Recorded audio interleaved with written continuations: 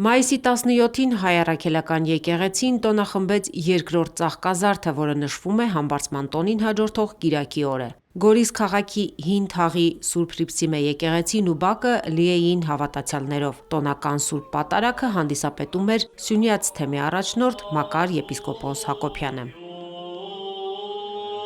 Երկրորդ ծաղկազարդը, որը ազդարարում է Տիրոջ հաղթական մուտքը վերին Երուսաղեմ, տոնախմբում է միայն հայ եկեղեցին։ Գրիգոր Վկայասեր կաթողիկոսի հեղինակած մեծահրաշ այս խորհուրդ շարականում հանգամանորեն պատմվում է սրբազան ավանդությունը։ Եվ այս տոները, այս գեղեցիկ ավանդությունները պետք է պահենք, պետք է փոխանցենք մեր սերունդներին։ Տեսնում եք այսօր հայոց եկեղեցու նավը լողում է Ալեկոս ծովի մեջ, փոթոր տալիս ծովի մեջ, սակայն չի սասանվում, ոչ թե չի սասանվում, որ այնտեղ մարդիկ են ապրում եւ աղոթում, այլ չի սասանվում, որովհետեւ նավապետը ինքը Քրիստոսն է։ Եթե ոմանք չունեն այս հավատքը, ոմանք հեռացել են այս հավատքից եւ չեն ընդունում, որ նավապետը Քրիստոսն է,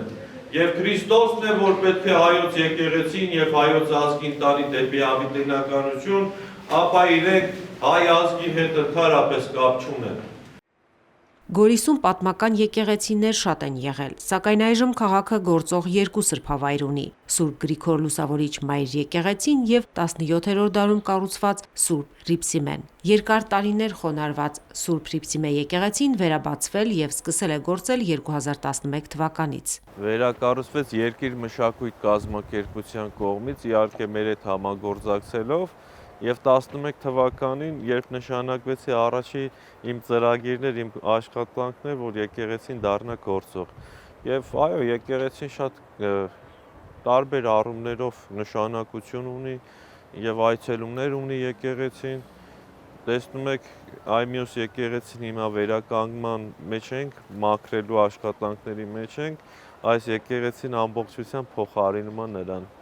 Եվ թող Աստված տա, որ մեր շեներում, համայնքներում ոչ թե մեկ եկեղեցի, մի քանի եկեղեցի լինեն եւ չբավականացնեն։ Վերջին մի քանի ամիսների ընթացքում բարեկարգվում եւ մաքրվում է Գորիսի Սուրբ Գրիգոր Լուսավորիչ եկեղեցին, ուստի ժամանակավորապես բոլոր արարողություններն ու ծեսերը կատարվում են Սուրբ Հռիփսիմեում։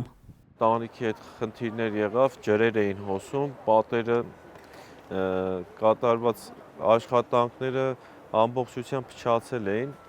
Հիմա այդ վնասված հատվածները մենք վերանորոգում ենք, Սոս Արևելքի քրիստոնյաների համաֆինանսավորմամբ կարողանում ենք եկեղեցին գեղեցկացնել, բերել բարվոք վիճակի մեջ։ Սյունյաց թեմի հոգևորականները սպասավորում են մարզի 4 խոշոր Գորիսի, Կապանի, Սիսիանի ու Մեղրիի համայնքներում, ինչպես նաև հեռավոր գյուղերում, փորձելով տարբեր ծրագրերով մշտապես լինել սահմանամերձ բնակավայրերի բնակիչների կողքին։ Մեր ժողովուրդը եկեղեցու կողքին է, մեր կողքին են, իրենց սրտի ցանկությամբ է, որ մենք միշտ լինենք Սուրբ Էջմիածնի կողքին։ Լուսինե Բալյան, Գևորգ Ավագյան, Վռամ Խանամիրյան, Եկեղեցական կյանք։